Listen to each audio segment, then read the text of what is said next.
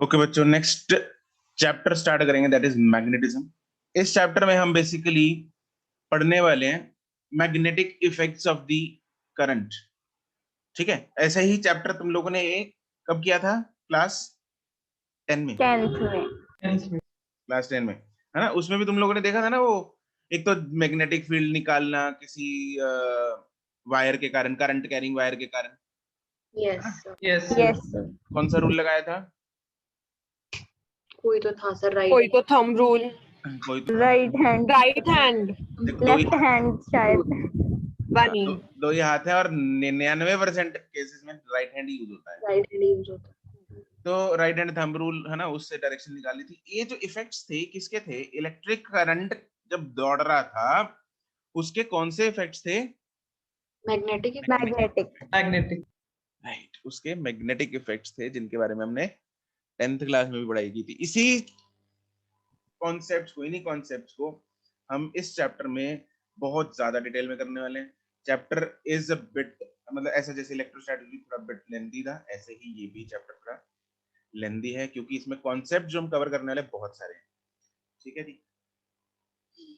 तो और अच्छा, वेक्टर रिवाइज करके आया? कल बोला था मैंने, मैं भूल गई। भूल गए। चलो कोई बात नहीं, कल से यूज होगा वेक्टर्स, आज तो चल जाएगा काम। वेक्टर्स का जो वेक्टर प्रोडक्ट था है ना, वो कैसे फाइंड करते हैं, ए क्रॉस बी हम कैसे फाइंड करते हैं, एक बार रिवाइज मार के आना कल को। ठीक है? Yes sir. Okay sir. हाँ जी। चलो, इसमें टाइम टाइम पे वो यूज होता रहेगा। ठीक है जी। और दूसरी एक और चीज, कल से, इनफैक्ट आज से ही, और कल से तो मैंडेटरी है, वीडियो ऑन करके क्लास चलेगी। ठीक है? क्योंकि हमें जब डायरेक्शंस फाइंड करनी होंगी, आधे बच्चे तो राइट हैंड की जगह लेफ्ट हैंड यूज कर रहे होते हैं और सर आंसर नहीं आ रहा। अबे आंसर कैसे आएगा जब लेफ्ट हैंड यूज कर रहे हो? ठीक है, तो सारे जो तुम लोगों ने, ये जैसे हमने वेक्टर्स में +1 में वीडियो ऑन करके किया था, यस सर। तो इसलिए भाई नहा वहा के बैठना, तैयार तो रोके। ठीक है, ये बहाना नहीं चलेगा। कल से ठीक है सर, आज से नहीं। अच्छा ठीक है, तो इसलिए बता रहा हूँ कल से तो जरूरी है ये। ठीक है जी। तो किसी भी टाइम पे मैं तुम लोगों को वीडियो ऑन करके लिखने के लिए बोल सकता हूँ। चलो शुरू करते हैं। इसमें पहली चीज जो है दैट इज बायट एंड सर्वट लॉ। यहाँ पे दो लोग हैं, बायट एंड सर्वट, इन दोनों ने एक लॉ दिया, जिस लॉ में इन लोगों ने ये बताया क्या कि एक वायर के कारण, मेरे पास अगर एक वायर है, मान लो this is a current carrying wire, ये कोई करंट कैरिंग वायर है, इसमें ऐसे करंट दौड़ रहा है इस तरफ। तो इस वायर में जो करंट दौड़ रहा है आई, उसके कारण पॉइंट पी पे मैग्नेटिक फील्ड क्या होगा, इसके बारे में इन्होंने एक लॉ दिया। मान लो मैं इस एक एलिमेंटल लेंथ ले ली मैंने dl, ये है dl। इस एलिमेंटल लेंथ dl में जो करंट दौड़ रहा है वो ऑब्वियसली इसी साइड है, उसमें तो कुछ चक्कर नहीं है। ठीक है, इस dl के कारण, इस dl एलिमेंट के कारण पॉइंट p पे जो मैग्नेटिक फील्ड स्ट्रेंथ है, उनका फॉर्मूला इन्होंने लॉ के फॉर्म में दिया है। ठीक है जी, फोटो बना लेंगे।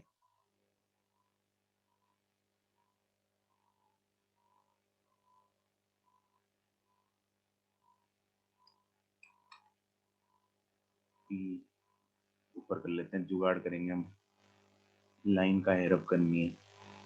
This is point P।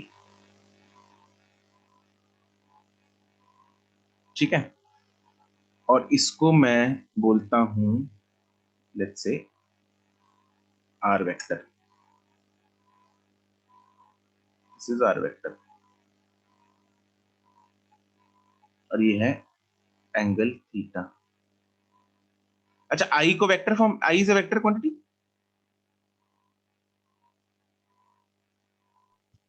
नहीं, ये जो थीटा है वो किन दो वेक्टर्स के बीच का एंगल लग रहा है तुम लोगों को? डीएल और डीआर। डीएल और R yes, vector. DL and R vector, very good. I is not a vector quantity, लेकिन DL तो है, लेंथ तो है। अरे आगे ना, यस सर। तो DL और R के बीच में मैंने एंगल लिख दिया थीटा। ठीक है। तो ये जो मैग्नेटिक फील्ड है ना वहां पे पॉइंट पी पे, ये बहुत चीजों पे डिपेंड करता है। आई कितना है, आर कितना है, थीटा कितना है, डीएल कितना है, लेंथ कितनी है, कितनी लेंथ में वायर, कितनी लेंथ ऑफ वायर मैं यूज कर रहा हूँ, उन सब चीजों पे ये डिपेंड करता है। तो according to this law,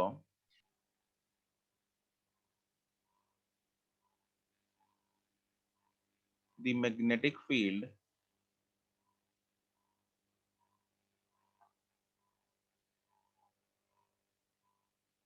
at point P due to the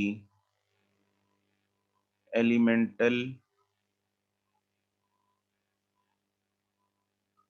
current due to the current carrying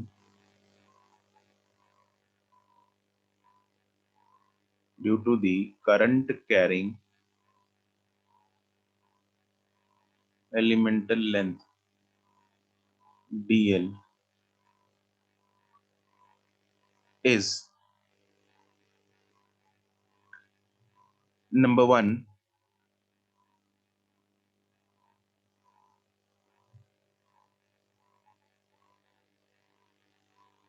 directly proportional to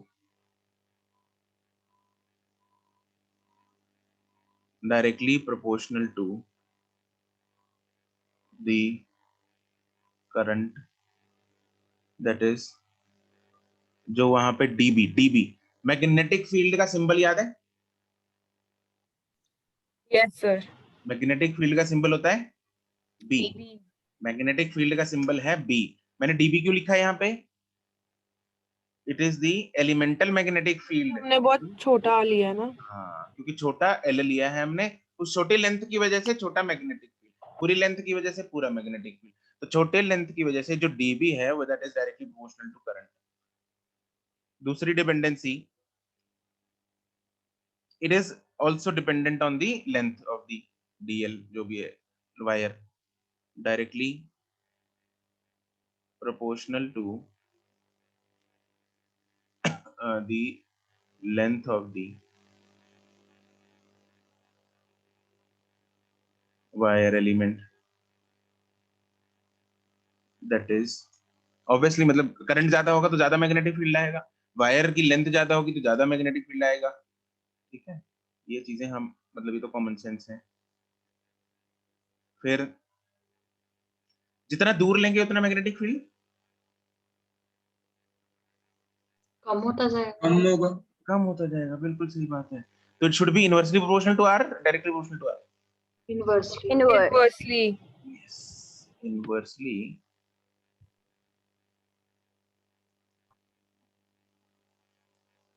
proportional to the square of distance of point P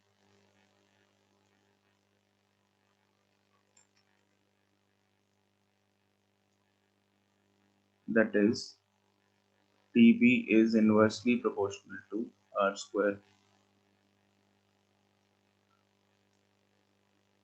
and fourth जो है ना, ये angle पे भी dependency है, is directly proportional to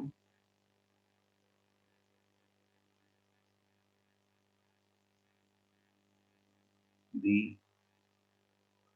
sign of angle between the DL vector and R vector.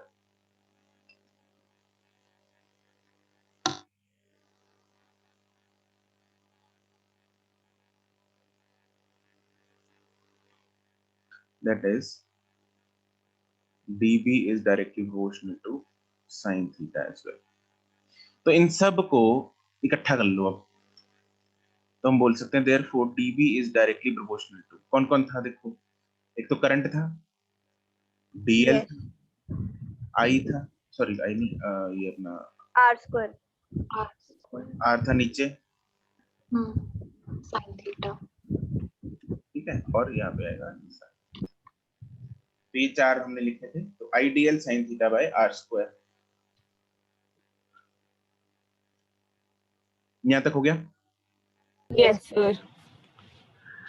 अब अगर मुझे ना इसको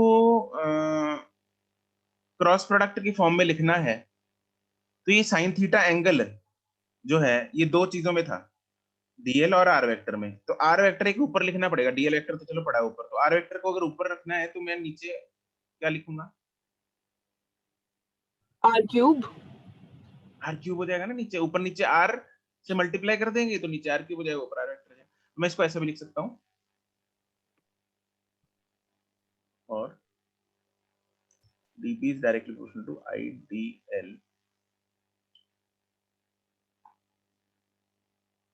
r sin theta by r cube, that is db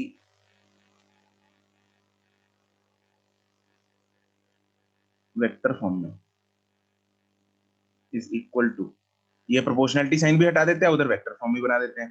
तो प्रोपोर्शनलिटी साइन जब हटेगा तो एक कांस्टेंट आता है जिसको हम म्यू नॉट अपॉन 4 पाई लिखते हैं, mu naught upon 4 pi I dl cross r, a cross b is ab sin theta divided by r cube, और सिंपल बिना वेक्टर फॉर्म में ये हो जाएगा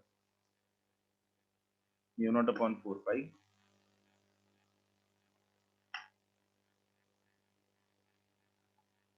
आई dl sin theta by r square. और ये फॉर्मूले जो है आपको याद रखने हैं, मतलब एक ही कर लो, एक ही बात। अब म्यू नॉट के बारे में पहले सुना है कभी? No, sir. नहीं सुना, नो सर। ऑब्वियसली नहीं सुना होगा। उसमें 10th में कभी कभी बता दिया जाता है कि म्यू नॉट क्या होता है, क्योंकि वहां पे भी एक फॉर्मूला आता है magnetic field due to straight wire, तो म्यू नॉट आई बाय वहां पे बता दिया जाता है। तो खैर चलो, म्यू नॉट जो है जैसे एप्सिलॉन नॉट था वैसे ही म्यू नॉट है। Epsilon naught was related to electricity, mu naught is related to magnetism. Epsilon naught की एप्सिलॉन नॉट का मतलब बताओ जरा क्या होता है? Permittivity in vacuum.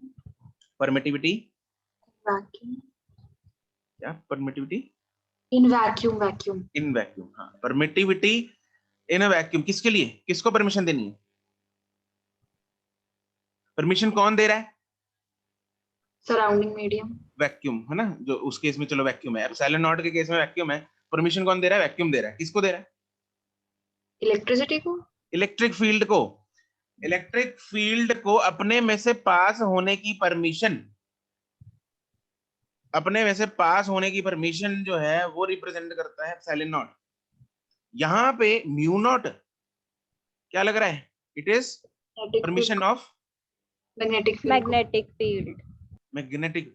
Mu naught जो रिप्रेजेंट करता है वो करता है रिप्रेजेंट परमिशन किसके लिए? मैग्नेटिक फील्ड के लिए पास होने के लिए। वैक्यूम, वैक्यूम नॉट लगाए तो वैक्यूम के लिए, तो ये वैक्यूम ने जो परमिशन दी मैग्नेटिक फील्ड को अपने में से पास होने की, वो होता है म्यू नॉट। ठीक है, और Yes. इसको परमिटिविटी ना बोल के इसको बोलते हैं परमिएबिलिटी। क्या बोलते हैं? परमिएबिलिटी। Permeability. तो इसको लिख लेते हैं अभी, here mu naught is magnetic permeability of the Magnetic field. नहीं of the free space। Magnetic permeability वो उसमें आ गया कि मैग्नेटिक फील्ड के लिए Okay, sir. Free space. और हमें ये वैल्यू याद रखनी है म्यू नॉट अपॉन 4 पाई की। म्यू नॉट अपॉन 4 पाई की जो वैल्यू होती है that is 10 power minus 7 in SI units.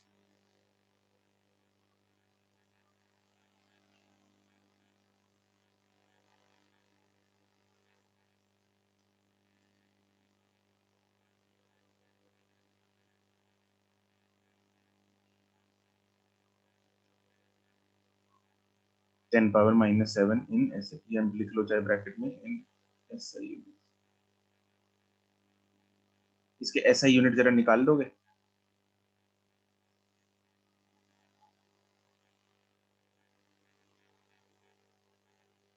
चलो इसके यूनिट्स हम बाद में निकाल लेंगे, थोड़ा रुक के।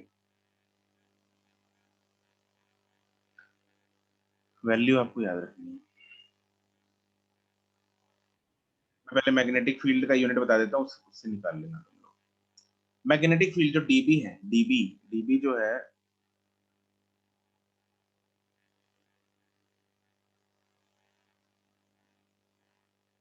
represents elemental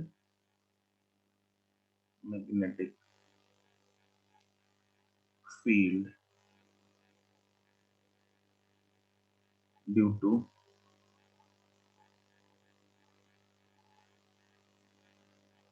elemental wire dl।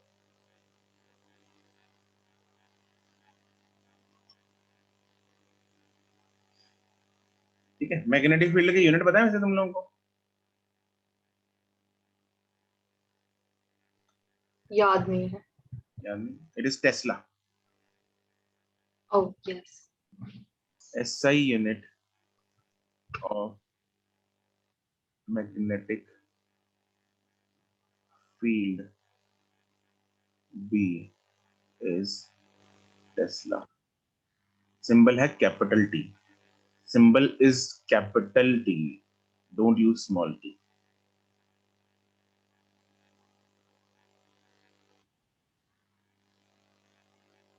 ठीक, अब हम म्यू नॉट के यूनिट निकाल सकते हैं। ठीक है, म्यू नॉट के यूनिट निकाल दो जरा।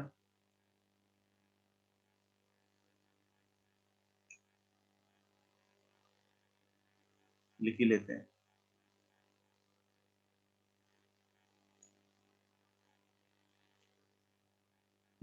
ठीक है।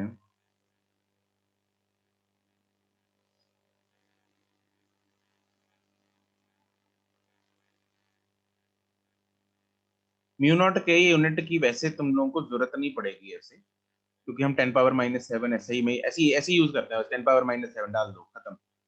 यूनिट कोई नहीं पूछता। बट ठीक है, फिर भी हमें अगर डायमेंशन पूछ ली जाए तो क्या करेंगे? चलो निकाल लेते हैं डायमेंशन वगैरह ना, इसको बाद में निकालेंगे जब हम मैग्नेटिक फील्ड के ना और बहुत सारे फॉर्मूले करेंगे, वहां से डायमेंशन निकालना बहुत ही आसान हो जाएगा। ठीक है, तो खैर ऐसा unit of mu naught is, देखो b is equal to, db is equal to क्या था, mu naught upon 4 pi I dl sin theta upon r square. ठीक है, तो म्यू नॉट हो गया, क्या हो जाएगा देखो, tesla metre square upon metre into ampere, that is tesla metre per ampere. Don't remember this, याद आपको ये रखना है, ये याद रखना है। म्यू नॉट का यूनिट याद नहीं रखना, ये जरूरत नहीं है। चलो अभी नेक्स्ट इंपॉर्टेंट चीज पे चलते हैं, वो है direction of magnetic field, very important. इसमें कौन सा रूल लगता है? Right hand thumb rule. Yes,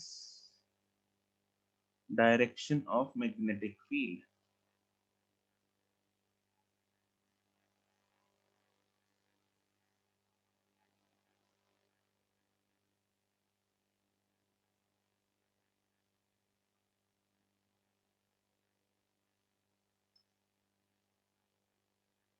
तो तुम लोगों ने बुक्स में ना, शायद तुम लोगों को याद होगा, एक और रूल था उसमें, वो cork screw rule, Yes sir, याद है। है ना? तो चाहे वो कर लो, चाहे राइट हैंड थंब रूल कर लो, हम हमेशा right hand thumb rule use करेंगे। ठीक है, मैं तो हमेशा वही यूज करता हूँ, बाकी वो आसान भी है क्योंकि हर जगह राइट हैंड रूल यूज होता है, तो यहाँ पे भी वही यूज करेंगे। तो राइट हैंड थंब रूल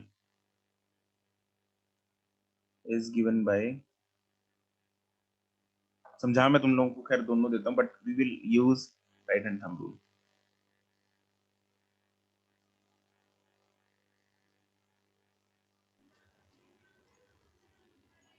सबको याद है राइट हैंड थंब रूल, या बताऊं? याद है सर। ऊपर बता दो सर। करंट जा रहा है, कहाँ को उंगलियां मुड़ रही हैं, वो मैग्नेटिक फील्ड है। क्या क्या क्या, दोबारा बोलो। जहाँ पे हमारा करंट जा रहा है वहां पे थंब की डायरेक्शन होगी, तो जिस डायरेक्शन में हमारी उंगलियां मुड़ रही हैं। हाँ बिल्कुल करेक्ट, बिल्कुल करेक्ट है। ठीक है, तो जैसे मैं सपोज यहाँ पे वायर बनाता हूँ, बता रहा हूँ, ये वायर है मान लो, ठीक है, इसमें करंट जा रहा है ऊपर की तरफ, करंट जा रहा है ऊपर की तरफ। अब करंट जो है वो ऊपर की तरफ गया, तो हमने जो थंब की डायरेक्शन है अपने, मैं वीडियो ऑन करूं? मर्जी है सर। थोड़ी ब्लैक सी आ रही होगी ना? दिख रहा है सर। दिख रहा है सर। दिख रहा है ना? चलो चलेगा काम। देखो यहाँ पे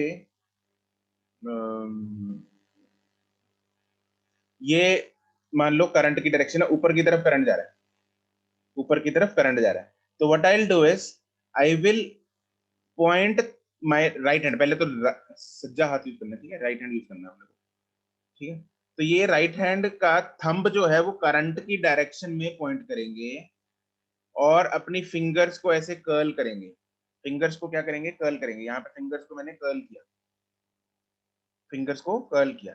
अब अगर मैं आपसे पूछूं कि पॉइंट पी इधर है, इधर यहाँ पे ये रहा पॉइंट पी, इस वायर की राइट साइड, ये वायर की राइट साइड है ना, तुम लोगों को क्या दिख रहा है? मिरर इमेज तो नहीं दिख रही कहीं?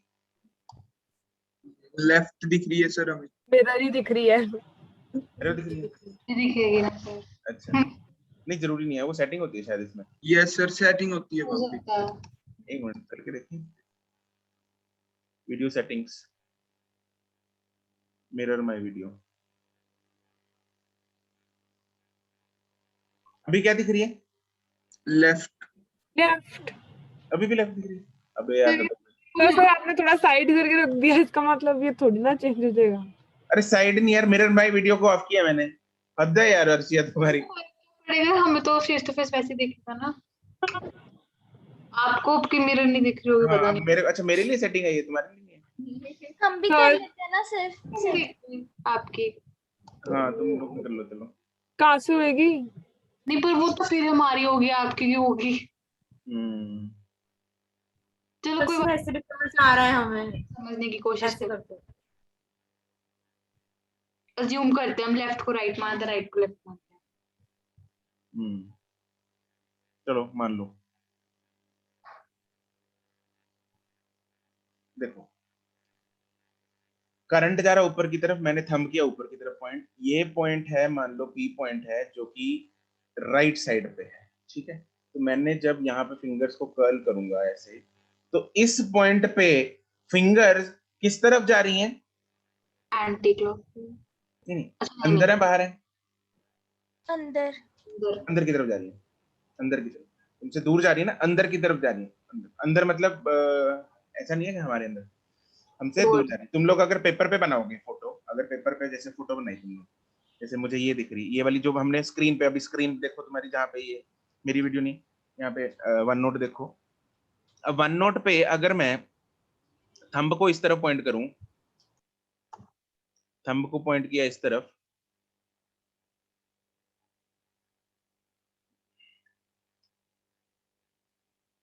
थंब है इस तरफ, तो फिंगर्स जो हैं वो कैसे कर्ल होंगी? फिंगर्स कर्ल होंगी ऐसे, this is curl of fingers, हाँ के ना? Yes sir. Yes sir. Yes. Curl of fingers ऐसे होंगी, राइट? तो अगर मैं पी पॉइंट जो है वो यहां बनाता हूं, इस तरफ बनाता हूं, ठीक है, या दो पॉइंट लेते हैं, चलो ए और बी, ए पॉइंट है, ये बी पॉइंट है। अब बी पॉइंट पे जो कर्ल है फिंगर्स का, फिंगर्स किस तरफ जा रही हैं बी पॉइंट पे? अंदर की तरफ। अंदर की तरफ जाएंगी। और अंदर को हम कैसे रिप्रेजेंट, किससे रिप्रेजेंट करें? डॉट से, क्रॉस से? डॉट से। अंदर। नहीं सर, क्रॉस से, क्रॉस से, स्क्रू ड्राइवर। स्क्रीन तो क्रॉस से जाएगा। क्या?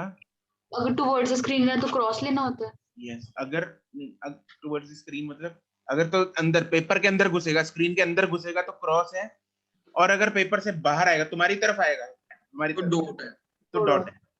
इस तरफ है डॉट, इस तरफ मैग्नेटिक फील्ड जो है वो डॉट होगा, ठीक है। तो दो पॉइंट्स मैंने जो लिए है, ए पॉइंट पे और बी पॉइंट पे, क्या ये यहाँ पे डायरेक्शन हर एक को समझ में आई? यस। Yes yes sir. ठीक है। तो इसको अगर मैं सपोज इसी इसी चीज को अगर दोबारा एक बार हम सर्कुलर, यहाँ पे ये जो मैग्नेटिक फील्ड है सर्कुलर बनेगा ना ऐसे? यस Imagine हो पा रहा सर। है? Yes sir. Yes sir. हाँ, इसको दोबारा बनाते हैं एक बार। सर, ये हम भी बना लें दोनों? बिल्कुल जी, बिल्कुल बनाना है। Okay sir. देखो ऐसा ऐसा बनेगा ना मैग्नेटिक फील्ड, ये मैग्नेटिक फील्ड बनेगा ऐसा सर्कुलर करके, है ना। करंट जा रहा है मान लो ऊपर की तरफ, चलो इसमें नीचे की तरफ बनाते हैं। अगर करंट जा रहा है मान लो नीचे की तरफ, तो अब बताओ जरा, इस तरफ जो लेफ्ट वाला एरिया है, मतलब ये ए रीजन है और बी रीजन है ना। ए रीजन पी और क्यू ले लेते हैं। उल्टा हो जाएगा अब। ए को इनवर्ड है और बी को आउट, पी को इनवर्ड है पी और को क्यू को इनवर्ड है। आउट। हाँ उसको अब थंब जाएगा नीचे की तरफ, और फिंगर जब ऐसे ऐसे रखेंगे और फिंगर जाएंगी, पहले हमारी तरफ। है ना। तो पी में जो है फिंगर्स अंदर घुस रही हैं, पी पॉइंट पे फिंगर जो है अंदर स्क्रीन के अंदर घुस रही हैं। तो स्क्रीन के अंदर घुसने का कैसे रिप्रेजेंट करते हैं हम? क्रॉस। क्रॉस। ठीक है, तो इधर आएगा क्रॉस, और क्यू की साइड आएगा क्या? डॉट। डॉट, है ना। अगर मैं यहाँ पे एरोज बनाऊं इस मैग्नेटिक फील्ड लाइंस पे, तो क्या ऐसा बनेगी? Yes sir.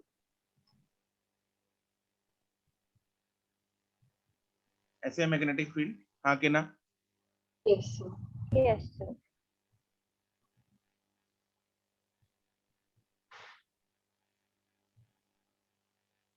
ठीक है, this is how we find the direction of magnetic field. ठीक है, इसको मैं बोलता हूं, इधर भी यार पी और क्यू लिख लो ना, ए और बी की जगह पी और क्यू लिख लो, सेम यूज करेंगे दोनों में। ये पॉइंट पी है, इस तरफ पॉइंट क्यू है। तो इस यहाँ पे मैग्नेटिक फील्ड है,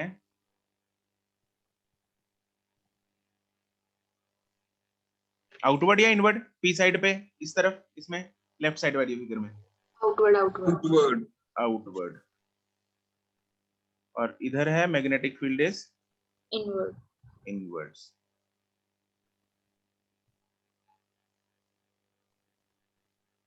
और इसमें मैग्नेटिक फील्ड इस तरफ है, इज इनवर्ड। इनवर्ड्स, और यहाँ पे magnetic field is outward. Outwards. ठीक है,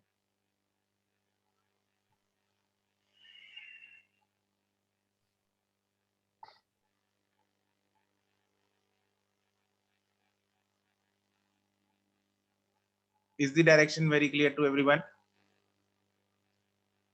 यस यस सर। ठीक है,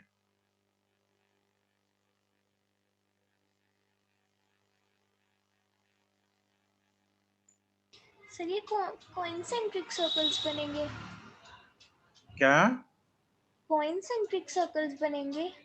हाँ, कंसेंट्रिक सर्कल्स बनेंगे, these will be concentric circles. ये स्ट्रेट लाइन के लिए मैं दोबारा लिखवाऊंगा, ये फोटो भी दोबारा बनाएंगे हम, अभी एप्लीकेशंस करेंगे ना बाइट सेवन डॉट की, उसमें कंसेंट्रिक सर्कल्स बनेंगे। ये कंसेंट्रिक, इन सब का कंसेंट्रिक का मतलब होता है सबका सेंटर सेम है। सेम, और वो सेम सेंटर कहाँ पे है? वाई। वायर, वायर पॉइंट, वायर पे एक पॉइंट होगा जो उन सब का सेंटर होगा। चलो फोटो बन गई, अब आगे करते हैं applications of bite-Savart law. Applications में बेसिकली हम देखो कुछ नहीं, इसमें एप्लीकेशंस में हम करेंगे अलग अलग शेप ऑफ वायर्स के लिए अपना ये मैग्नेटिक फील्ड फाइंड करना। ठीक है, तो पहले जैसे स्ट्रेट वायर हो गया, और फिर लूप के लिए करेंगे, इन सब चीजों के लिए हम करेंगे। ठीक है जी, तो यहाँ तक पहले तो कोई डाउट है तो बता दो, अदरवाइज हम आगे बढ़ते हैं। नहीं है सर। ठीक है, चलो तो इसको करते हैं हम समाप्त फिलहाल इंट्रोडक्शन को।